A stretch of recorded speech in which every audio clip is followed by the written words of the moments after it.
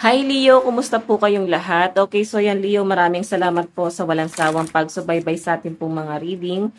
And kung ikaw ay bago pa lang sa ating channel, mag-subscribe na po kayo.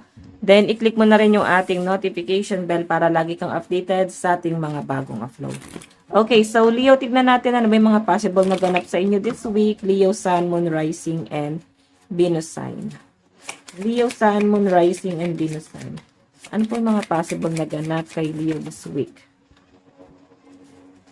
Meron tayong temperance, okay? So, baka may nagkakasakit sa family. May nakikita ako sa mga Leo, medyo nahihirapan ng kanilang kalooban.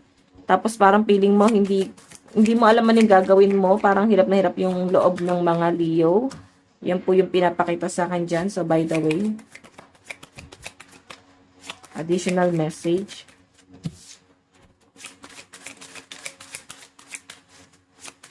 Leo. Meron tayong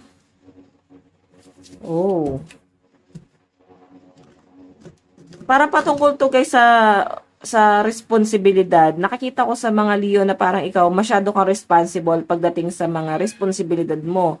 Pero totoong taong responsable talaga dun sa sitwasyon na yun.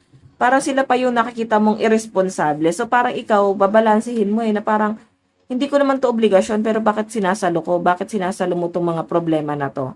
So, nakikita ko sa mga Leo na kukwestiyonin mo na parang pang-aabuso na ba to, Leo? Tignan pa natin ha, Leo, Sun, Moon, Rising, and Venus sign.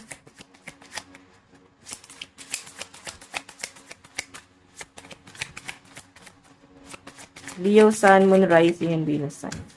Okay, so guys, meron tayong relocation. So, pwedeng may travel ka or lilipat ng bahay. Iba sa inyo guys, pwedeng may magta-travel papunta sa inyo or baka meron kang ine-expect na bisita this week or magbabiyahe papunta sa inyo. Baka meron kayong ine-expect. Sa inyo nakikita ko dyan. Medyo kalmado pero guys, pwedeng magkaroon daw po ng delay or pagbabago sa plano kung ano man yung pwedeng maging usapan dito, Leo. Okay, baka biglang magbago yung plano ng person na kadil mo or pwedeng ikaw or pwedeng yun nga may mga delay. Tignan pa natin. Leo, meron tayong 3 of Cups. 3 of Cups. Celebration yung nakikita ko dito. Baka meron kang pupuntahang celebration, okasyon, birthday, binyag, basta parang meron kang pupuntahan pero baka guys, magkaroon ng delay. Yung iba naman sa inyo guys, pwede nag-aantay ka ng kasama or kasabay mo dyan. So parang nagkakaroon pa ng tampuhan. Bigla ko lang guys nasagap, no? Parang biglang nagkakaroon ng tampuhan ngayon. I think misunderstanding yung nangyayari dito, Leo. Tignan pa natin, Leo, Sun, Moon, Rising, and Venus sign. Okay, so meron tayong 10 of Pentacles. Okay, sa family, nakikita ko guys, parang meron kang ina-expect or inaantay na pera na manggagaling sa kamag-anak or sa pamilya mo. Pwedeng ano to guys, utang na para bang, hey, nakakaramdam ba kayo? Kailan kayo magbabayad? Or pwede naman guys, kakilala ng kamag-anak mo na parang nirefer sa inyo guys, no?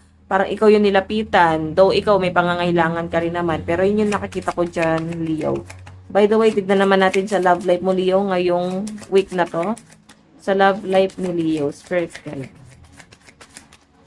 Love life po ni Leo.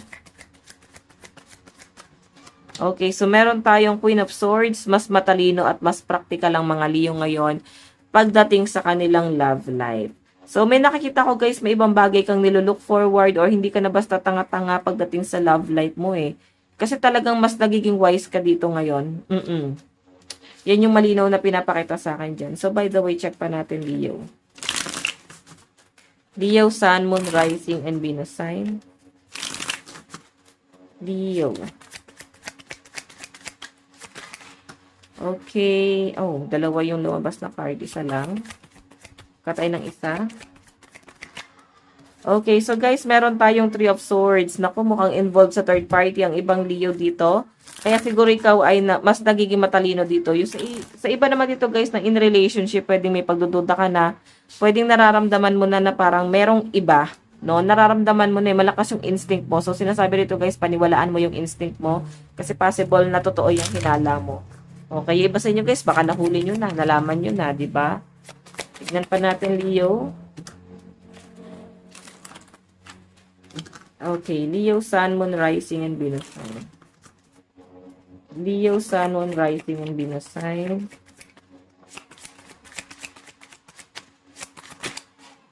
Meron tayong Nine of Cups. So, guys, ito wish fulfillment to. Okay? Pwede kasing umasa ka sa person mo. Ang dami niyang pinangako sa inyo na pinanghawakan mo. Madami siyang pinangako sa inyo, guys, na nag-e-expect ka talaga. Ayan, daming insekto rito, guys. No? Pasensya na. Nag-e-expect ka dito sa mga pinangako sa inyo nitong taong to. Pero yun na nga, kagaya ng sabi ko, guys, parang may paasang nangyari. Tapos parang nag-cheat pa tong taong to. Oo. So, may cheating na nangyayari or baka ikaw to. So, pwede nyo naman, guys, i-reverse yung energy. Lalo na kung may cross-watcher na nanonood sa atin, guys. Diba? So, baka ikaw yung nag-cheat at ini-stalk ka niya, inaalam niya yung totoong nangyayari sa inyo ngayon. Okay, tignan natin. Leo, Sun, Moon, Rising, and Venus sign. Meron tayong stability to guys. So, ang ganda na ng plano nyo eh. As in, nakasettle na talaga yung mga plano nyo nitong taong to. Naka-focus na kayo sa future nyo. Ang ganda ng mga pinaplano nyo, yung mga nilulook forward nyo para sa future nyo, guys. Ang ganda na eh. Pero guys, parang nagkakaroon talaga siya ng mga conflict na. Okay? So, mararamdaman mo na parang bigla na lang ng lalamig. Mararamdaman nyo na parang bigla na siyang nagbabago. Yung mga pinapangako niya sa inyo, guys. Hindi na nga nangyari. Sinaktan ka pa niya na parang bang, ano bang naging kasalanan? Bakit na-involve sa ganito, no? Tignan natin. Additional message pagdating sa love life ni Leo. Meron tayong, ayan no, stuck ka ngayon. Actually, stuck din yung person mo eh. Kung may third party na talaga dito or nangyari na siya ngayon or mangyayari pa lang guys, hindi na siya makaalis dun sa third party sa malinaw na pinapakita po sa akin dyan. So, bakit hindi siya makaalis? Stuck siya, yan oh. So, may dahilan kung bakit hindi siya makaalis. I think yung nagiging dahilan is mas na-attach siya doon. So, by the way, tignan pa natin. Message. Pagdating sa love life mo, meron tayong let your friends help you.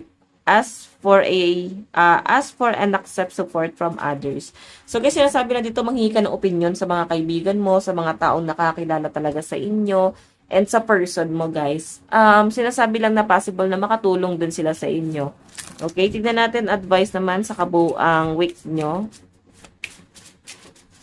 Okay, huwag ka na magbulag-bulagan dito. Baka kasi yung hindi mo nakikita nila. Though, ayaw mo nang masyadong dinidiktahan, pero hindi naman siguro guys, pagdidikta, pwedeng makakabuti naman para sa inyo yung mga sinasabi.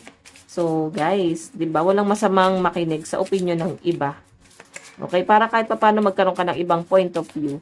So, advice, meron tayong don't count the days, make the days counts.